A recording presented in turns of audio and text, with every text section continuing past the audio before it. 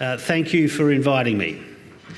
This is, of course, a valuable opportunity to talk directly with you about government priorities in the skills and training portfolio and our immediate steps to tackle the most challenging skills and labour shortages to confront the country in decades. And also to talk about the next steps arising from the common ground achieved at the Jobs and Skills Summit. Everyone in this room has an active role, I would contend, to play in addressing skill shortages and in building a stronger, more prosperous and more secure Australia. Yet if you'd been reading the headlines lately, you might think, and might be forgiven for thinking, that it's impossible to contribute ideas and find common ground anymore, that we have lost the ability to work our way through challenging issues, even when to do so is in the interests of the people that we all represent. The Albanese government is committed to governing differently. There is no better example of how we can work differently together than the goodwill and the collaboration that generated actions to deliver and address skills and labour shortages at last month's Jobs and Skills Summit. That doesn't mean we agree on everything. It doesn't mean that those who attended genuinely listened. It does mean, I should say, that those people that attended that summit listened to other points of view, listened genuinely to a wide range of perspectives on critical issues. And indeed, I want to make very clear that the government listened to those views. Immediate actions were agreed at the summit, but there's so much more to do. But I will touch upon some of those because they are the starting point for government, that we found consensus around a number of key areas and we want to get moving very quickly, especially when it comes to addressing the area of my portfolio. For example, summit participants from all walks of life acknowledged that increasing women's participation in the workforce is a critical economic issue and it is a national priority. If you were to compare women's participation in our labour market amongst OECD countries, we're not at the bottom, but we're certainly not at the top, and we need to do better in that regard. Removing barriers to work that women face, such as lack of affordable childcare, provision of inclusive workplaces, and the provision of flexible work and work hours by employers will unlock a crucial labour source for our economy.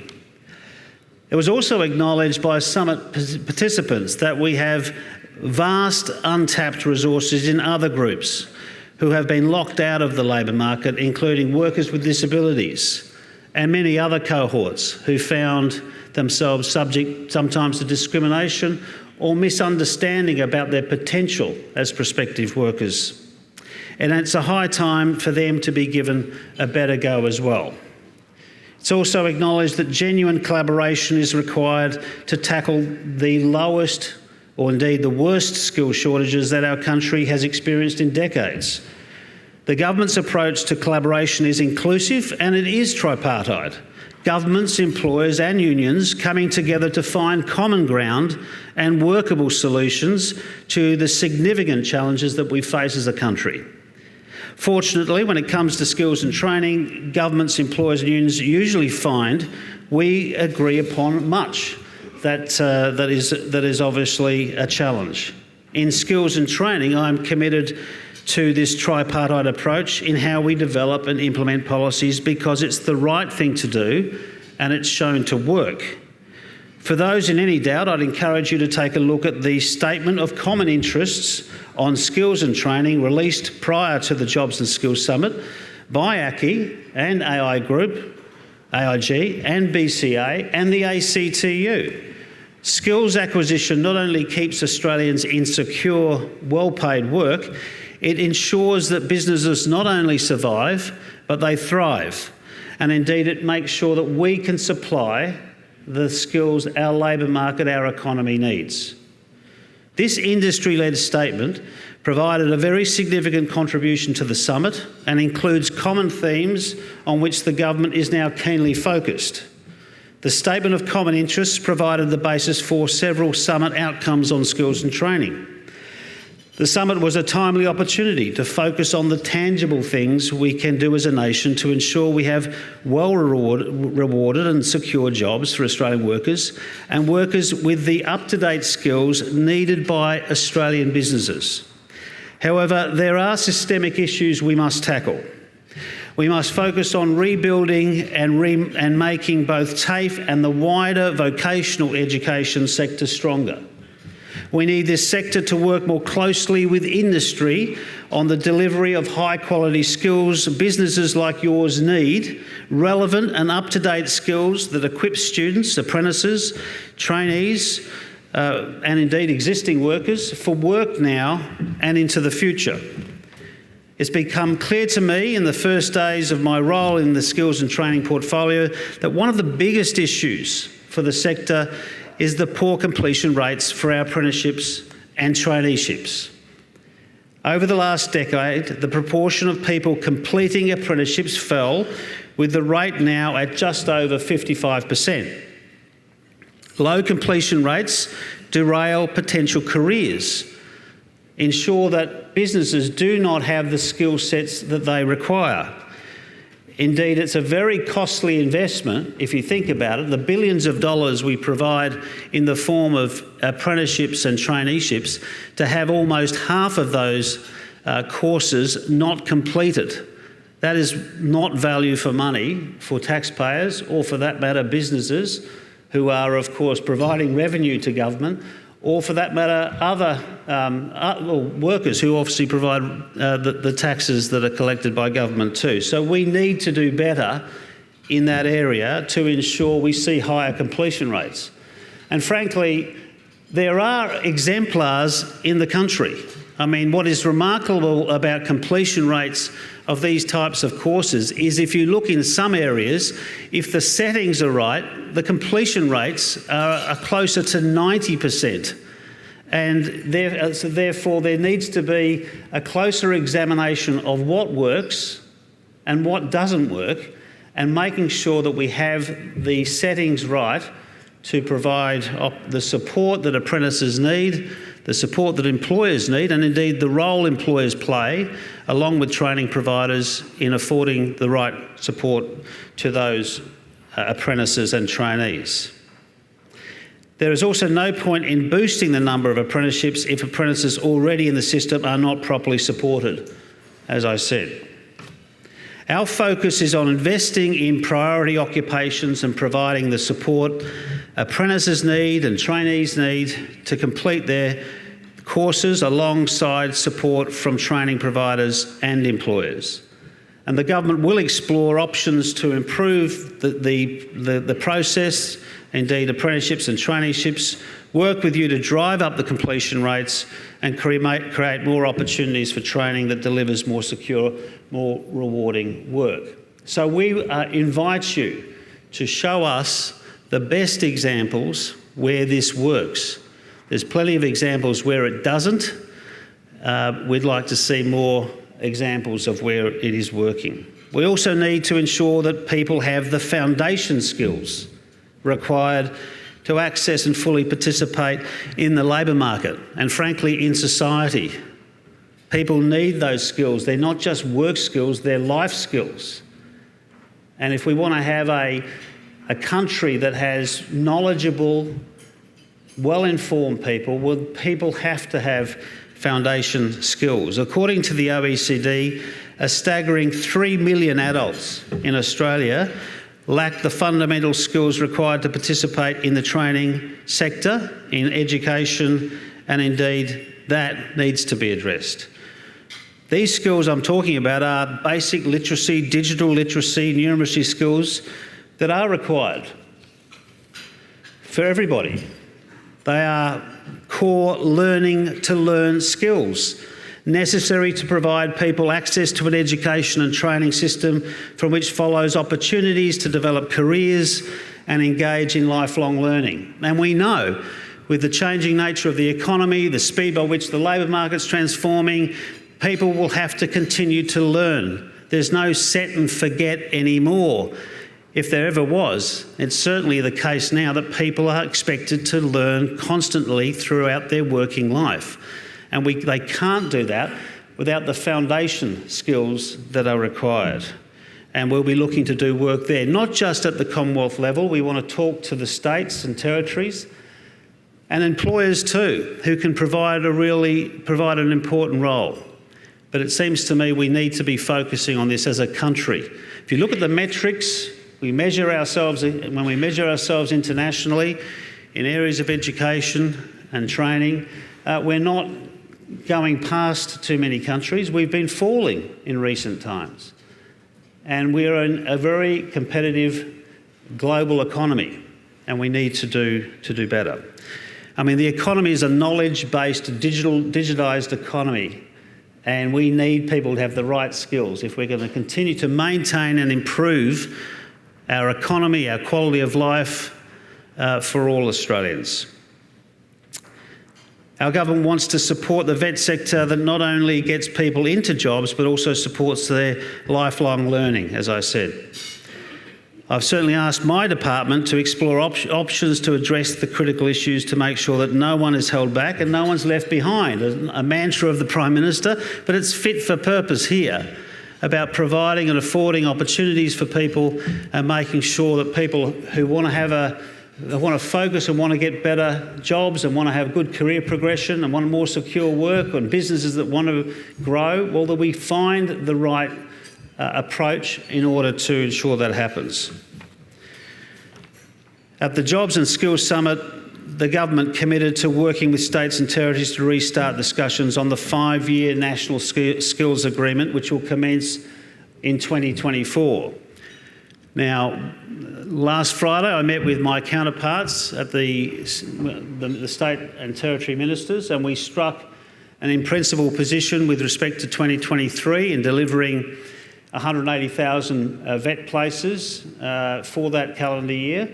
But in that, between now and the 1st of January 2024, we'll be in very significant negotiations to deliver that 5-year agreement, which is so important for businesses and prospective trainees and apprentices and students. So we want to see along the way that when we negotiate the agreement, we're also seeking reforms to the vet sector. It's not just about the Commonwealth handing over significant taxpayers' money to states and territories, but the states and territories have a very important role in delivering such training and education, but it's also ensuring that we have a sector that's capable of delivering the skills that the economy, the labour market, the businesses need, and the skills that are in demand, so that those workers who enter the labour market are going to find better opportunities.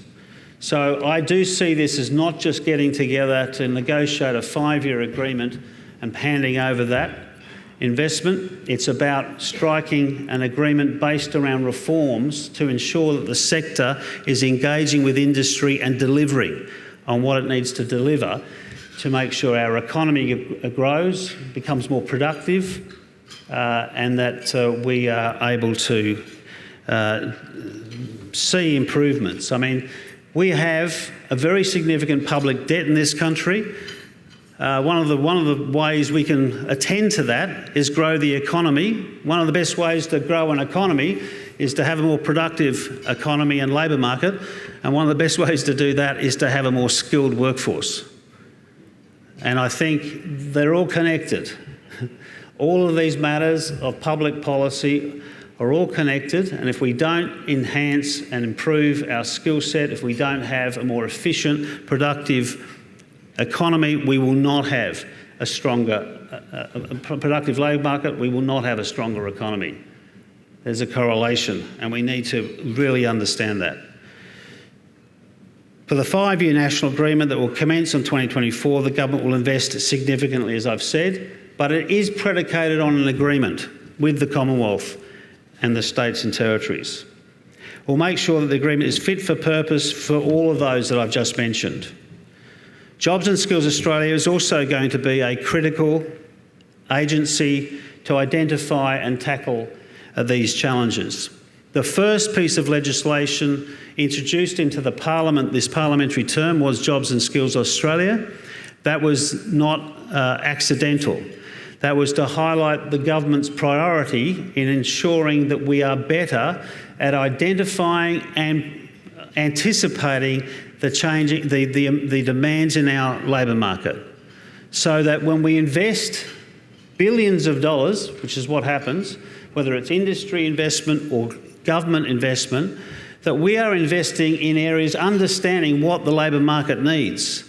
And as I said earlier, given the labour market's moving so rapidly, we have to have a better way of anticipating those emerging demands and investing. The investment has to precede those changed circumstances to the labour market, so we have the graduates and apprentices in those skill sets. Just think for a moment about how we would go about investing in the energy sector right now. Just think of the transformation that's happening in that sector, and if we don't get the investment in skills right, how do you think we'll be able to supply the workforce to that transforming sector? It will be impossible. Now, we'll rely on industry to advise us. We'll rely upon the collection of data. Can I say the National Skills Commission did play an important role, and I thank the National Skills Commissioner for his work and the work of his team. But we need a body that is more engaged with the real economy, and the way to do that is to make sure that the industry are involved in that body, along with collecting contemporaneous data, and along with ensuring we've got the training sector and universities directly involved. Because whilst my portfolio might be in vet, JSA has to be informing the entire economy. And that's why it has to involve not just the vet sector, but higher education. Universities and the vet sector will play a role. It's a common view that 9 out of every 10 jobs over the next 5 years will come out of either vet or higher education. So we need to make sure that they're engaged with industry through the auspices of the JSA in order to do better in terms of working together on these needs. And I think there's a great opportunity there. The legislation is currently in the Senate. I understand it will pass very shortly. I don't think there's too much current resistance to that matter. And then we're looking to then even broaden out and create more architecture of that body as we go. But we wanted to get it up and running very quickly. Its first work will be to look at the work case requirements of the energy sector, which I think is appropriate, given the investment the government's making in terms of powering Australia, and given the enormous investment and potential investment that's coming from industry in relation to that very fast-changing sector of our economy. So again, these things have to be done in partnership. The investors are hoping that government will play its role in helping deliver the skills to the sector, and governments, of course, want to engage with the sector so that we know exactly where we should be looking to invest that money when it comes to the development of skills. And that is not just, of course, entrance into the labour market. There's a massive reskilling that will be required in that sector as it transforms in the manner that people envisage. So there's a lot of work to be done there as well. I might just finish on one last point, which is critical to you. It's not specifically my portfolio. It used to be. I was the Minister for Immigration under another government, and people, even when I'm discussing these issues, of course people turn to the fact that they want to see a supply of skills come through skilled migration pathways. That's absolutely understandable. The government's view is that is important, and we are working on it, and I'm happy to take questions on that, by the way, but it's not a binary choice. It's not one or the other. We must do both. We must invest in our own people, our own labour market, and we must, of course, have skilled migration pathways that actually fill the needs of the labour market. It's a combination of both of those major areas of public policy that can help supply the skills that the labour market need, that businesses need. So we are attentive to that. We understand the immediacy that's perceived when it comes to skilled migration. And that seems to be a quicker response. We understand that. But the medium and longer term, we want to make sure our investments in skills is also going to supply the labour, and the skills that are needed for the labour market today and tomorrow. And I think that's very important as well. So look, I want to thank you for inviting me here today. Fantastic turnout, which says something about those who've organised it, a testament to their capacity. I think it's also a testament to the interest that people have in this area and how important it is to your businesses, and I'm very alive to that fact as well. And that's why I thought I'd better stay on for the Q&A and the couch and whatever else I'm supposed to be doing this afternoon, because I do want to be able to, one, hear what you have to say. I can talk to the peak bodies all the time. The officers of the peak bodies are here, but I understand the membership, the people who are out there wanting to ask questions of me, don't always get an opportunity the way that perhaps some do at this table here. So if you get an opportunity to ask me questions, I'd be delighted to try and respond to it if I know the answer. If I don't know the answer, we'll get back to you, but I'll hopefully be able to answer them, and I'll be very candid in my remarks. But this is a great opportunity for me today. I'm happy to be here to hear your ideas, to hear your concerns or your insights, and to respond to the questions that you have. Thanks very much. I think this is great. Look, you talk about industry engagement, and you have it in the room today. It is a real testament to, the role that you hold, the importance of the role that you hold, but importantly, the industry coming together to say, hey, we want to engage with you, Minister. We know there's multiple solutions here, and certainly you've talked about a few of them. The one question that I think I get asked every day is, where have all the people gone? And my response to them is, don't worry about where they've gone, think about how we're going to replace those. And you touched on some of that today with, the immigration side, but it's certainly in and around the development of new skills for the new environments that's there. But you touched on something very important in your opening remarks in around participation, particularly female participation. Can you elaborate a bit more in terms of what you're looking at in that regard? Okay, well, as I said, and thanks for the question, Paul.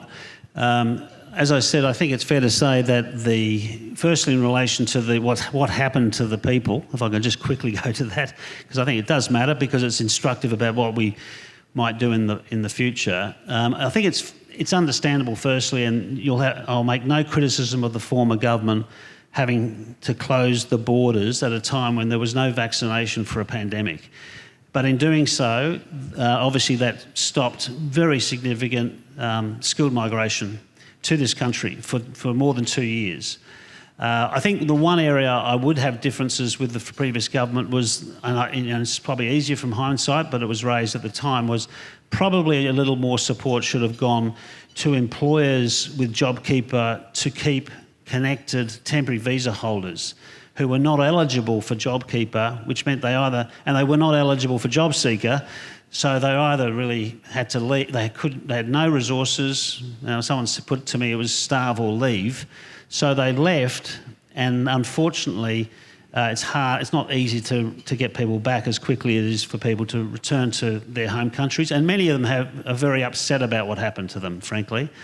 And employers had no choice. If your business is not operating at all, and you've got JobKeeper for eligible workers but none for ineligible, then understandably employers said, we don't have the resources to maintain employment when businesses are not working. So I think that compounded the problem. But the larger problem was that immigration had to stop, and stop it did. And therefore, we need to redress that. So the first things we're doing, Claire O'Neill and Andrew Giles in the sort of immigration space are investing in the Home Affairs Department. There is a massive backlog.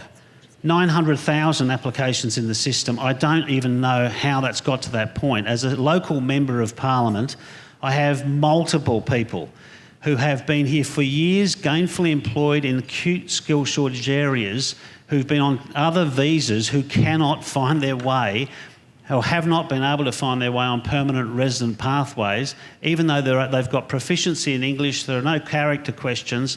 So for the life of me, there has been no conversion from temporary to permanent migration pathways, which frankly I'm confounded by, but it is a priority of the government to fix that. We've had to put in a very significant number of new departmental people to accelerate the application process, and yet I'm sure people in this room would be frustrated by the speed by which this is happening. What sort of timeframe do you think that will be fixed? It will vary, depend upon, it's happening now, but in terms of how an actual application would be fixed, it is depending on the nature of where they are in the process and so on. My advice to people is, obviously, if you've got, it doesn't hurt to raise questions, because at least the questions are asked of the department. And if I was in the shoes of people here, I'd be asking my local federal member's office to know what's happening about a particular application. I know people will obviously consider, and many applicants go to migrant agents. Well, federal members of parliament, it's their job to check. We have access to the department, and it's not a bad place to start. If it might be an employee of yours who's going through a process right now, or the employer themselves with the employee could actually would raise it with the local federal member. That's what I'd be looking to do, because it's quick and it's costs nothing, but it will get you access to the department. That's good. It's one of the other concerns we're hearing for business. Those that have stayed and worked through the pandemic on the visas, rather than seeing them go home because a visa can't be renewed, actually having that renewed so that they can spend a bit more time with us, and almost to a point of permanent residency as well. Yeah.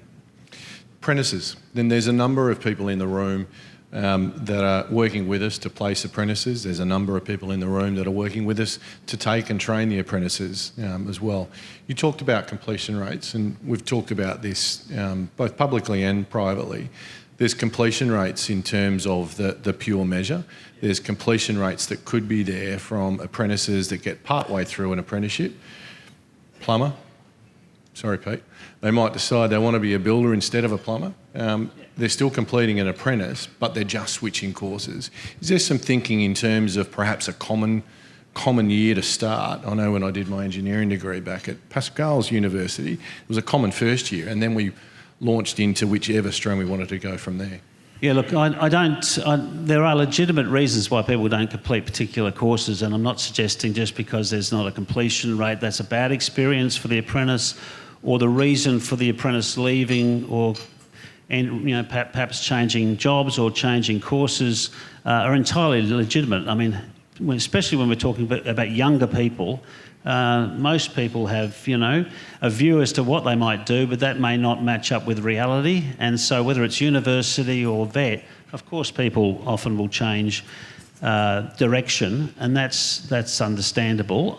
What I want to make sure is we remove the sort of impediments, which is really as a result of either not seeing any gainful employment, not having a sense that there's a line of sight from their apprenticeship to a potential job.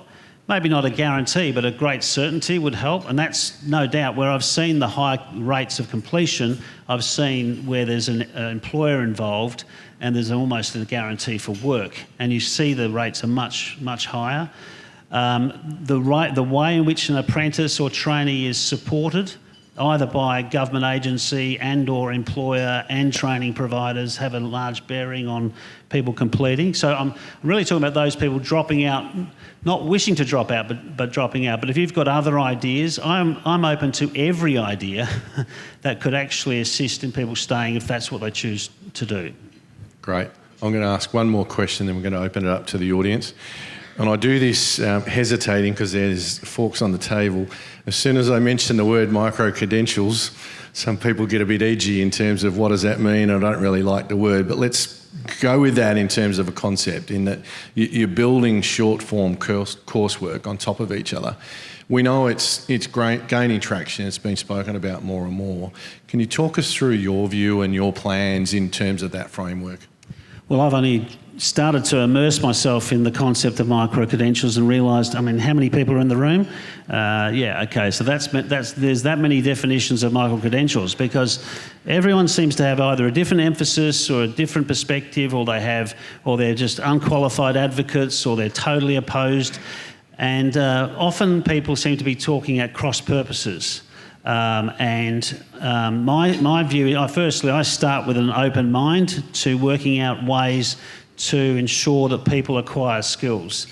I know, and also, of course, along the way, there's a couple of things I want to see happen. I want to see workers gain skills through whatever means possible, if it means they've got a better chance of keeping work, getting into better work, and having more secure employment.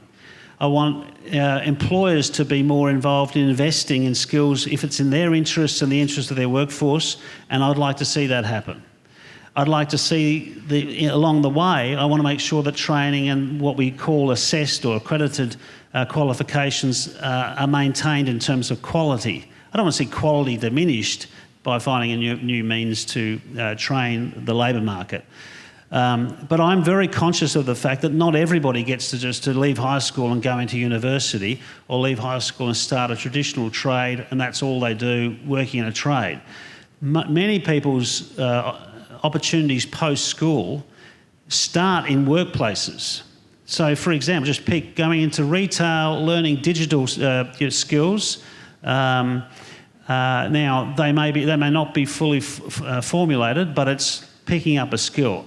What I'd like to see, though, with respect to micro-credentials, is I'd like to see, well, how would that operate? How can we both be flexible but maintain a level of quality and recognition?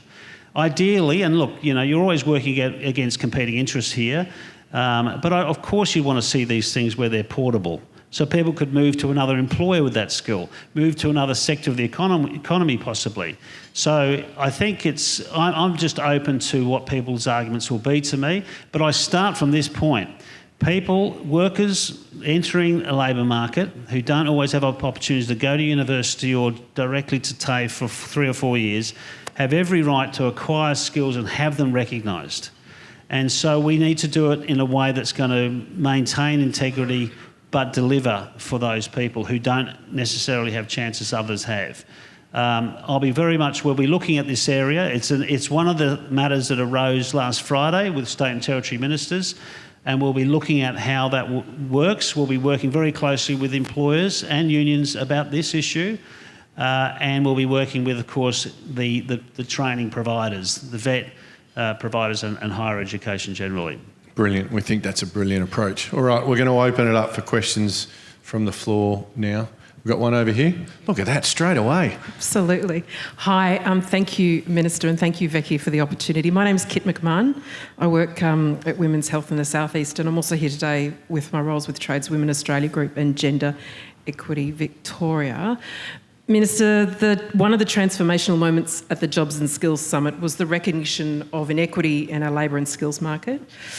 I was wondering, from your perspective, what vision you have for the reforms to address the gender inequitable barriers in our vet system, particularly around such structural, systemic and cultural change, maybe with JSA's role and the upcoming agreement in addressing those.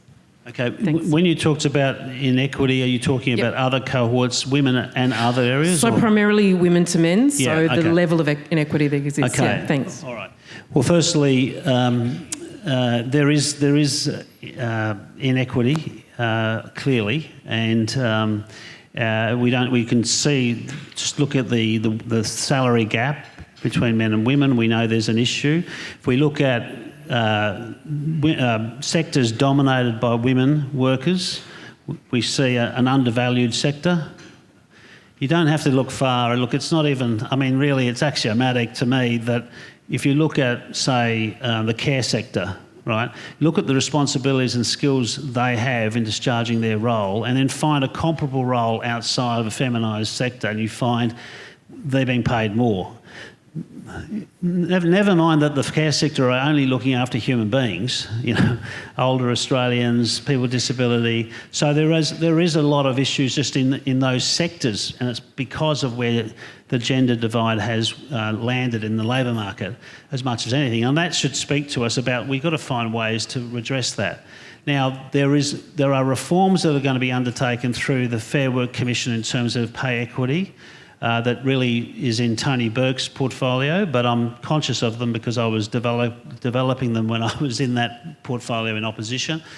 And we are looking at a better, effective way of presenting arguments on those issues to the Fair Work Commission for it to be judiciously considered. So I think that would be an important reform. We know there was a slight reduction in the wage gap, and that was only because wages have been low. They get suppressed, the gap narrows, but generally the gap hasn't narrowed really for the last 15, 20 years. And we need to do more there. I think also more opportunities. I think there are some companies now that are very conscious of the fact of the composition of their boards, composition of their management, executive management, and that I think has a large bearing on the culture of a workplace. And I think that's really up for companies to do, of course, but I do think there's more peer group pressure with some companies moving in that direction. I think other companies are likely to follow. When I'm talking about the sort of flagship companies in particular because they've got high profile. But I do think that matters. Governments lecturing industry is one thing, not always loved. But really, I think other businesses look at how they see their competitors or people in the same marketplace operate.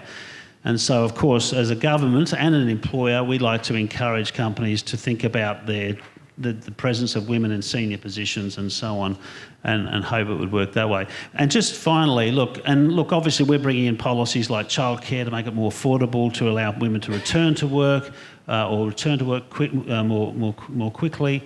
But also we'll be looking at other policies too in that area. And I would just say more generally for other cohorts, we have got the tightest labour market in years, in decades. Now, we can try and fix some of these things, and we're talking about skilled migration. We'll have to rely upon people who may not have been given as many opportunities in the past, and that goes for other cohorts, people with disabilities, First Nations people, even the discrimination that people confront being over the age of 50, which to me is relatively young, I might add. But people, the amount of people that, people having that debate about should we let pensioners go into the labour market, which we've just said, okay, we'll examine opening up that threshold, but never mind 65 and upwards, people between 50 and 65 who don't get the pension are not finding work. Once they've left the labour market, they can't find their way back in. Well, guess what? In a tight labour market, these people have to be considered. So it's not an obligation, but I know employers will have to consider it because the labour market is so tight. What governments have to do is find a way to support those job seekers and the employers who want to take them on, and maybe give them their first opportunity for a very long time to access the labour market. That would be a very good economic thing and a very good social thing. I think there's an opportunity to break generations of welfare by people getting back into work. We've got time for one more question. I'll come to John. Thanks, Paul. Thanks, Minister. Good to see you again. John Hart from Australian Chamber Tourism and ACCI member, Tourism Training Australia. The previous government's industry engagement mechanism in the industry clusters has created some very perverse outcomes in its implementation, not the least of which being two of the largest employment sectors, tourism and hospitality and retail, being smashed together into one cluster that represents 25% of our workforce in one of the 10 clusters. Is there anything that your government can do to rectify some of these perverse outcomes in the industry cluster arrangement? I have inherited this, what's the metaphor? Challenge? Yeah, I think it could be cluster.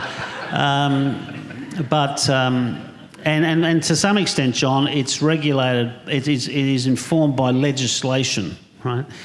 And the extent to which I can even talk about these issues is confined because there's a delegate responsible for the tendering processes, and as a minister, I'm actually confined to what I can say at this point in time. I'm almost kept from the decision maker itself, which, as you might imagine, is complicated given that the current government does have a different way than the previous government has when it comes to how we think the structures of these clusters or boards should be established, tripartite nature and so on. So it's different.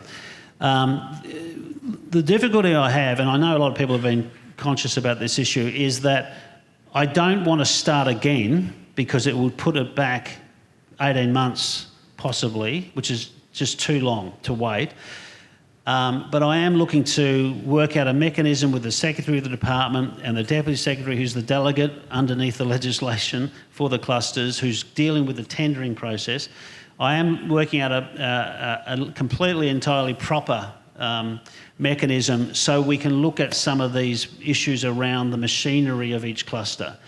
Look, just generally, a large cluster doesn't mean necessarily a bad one. Obviously, the resources going into a sector is going to be based on the sort of scale of it, and you can have economies of scale that can benefit a cluster in terms of better location, more meeting rooms, and so on, and still have autonomous subsets within the cluster to deal with certain sectors of the economy, so that one X sector is not telling Y sector what to do when it doesn't have any expertise to do it. So there's sort of other ways we can think about it. So I am setting up something in my office that's completely proper and consistent with legislation that we might be able to attend to some of these matters, but I am straitjacketed a little bit.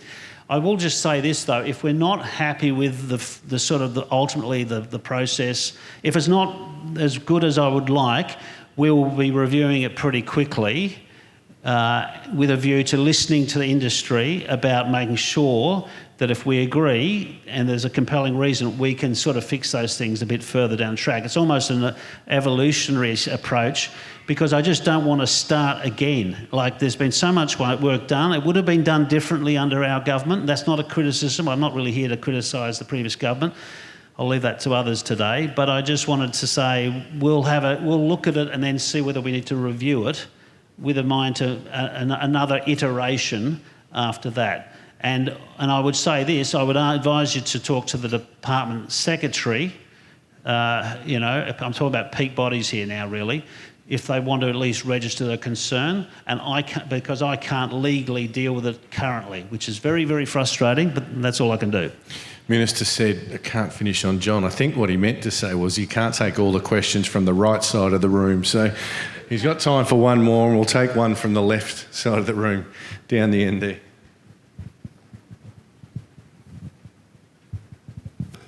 Thank you very much for the opportunity. James Canning's my name. I'm a land surveyor. I'm here representing our small business and as the president of the Consulting Surveyors of Victoria, which is representing 115 businesses across Victoria. We're a very small sector, but a very important one. Every property that you see here and every mortgage is underpinned by what we do. Now, that's a small sector. We've recognised 10 years ago we were facing a skills crisis. That crisis has even deepened now.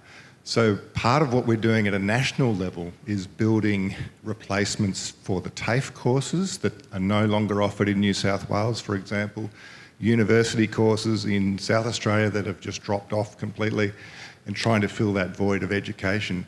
Right at the moment, our TAFE course has no Victorian placement funding, and we have to go state by state by state to get individual funding to place people into that course.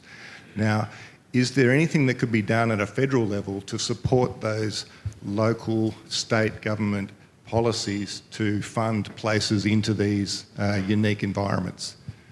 Yeah, look, your problem is not unique, I have to say, and it's very concerning. And I take your point. It doesn't matter how big you are, you're critical to so much of the economy and development and so on that comes after your work or the work of your members. So I certainly am concerned if there's no capacity to pick up the qualifications required in an area of skills shortage. And I'd be very interested for you to contact my office first and foremost. I've got staff here. Where is Simon and... right in front of me. And Kylie and Simon. So look, if you were just to perhaps give your card to one of them, and I'll just least find out more about it, and we'll be back to you on that issue. And that goes for anyone who can put up have got a concern of a particular cause, you can always engage with us. It's not that I can fix it immediately, but I want to identify the problem, but we will come back to you on that matter. But that does worry me when there's a demand and for some reason there's no provision of training to deliver the skills in demand. That's a problem. We're lucky that we've got the TAFE leaders in this state on the table in the middle, so we might be able to resolve this before you leave today, Minister. Certainly enjoy the conversation, Minister.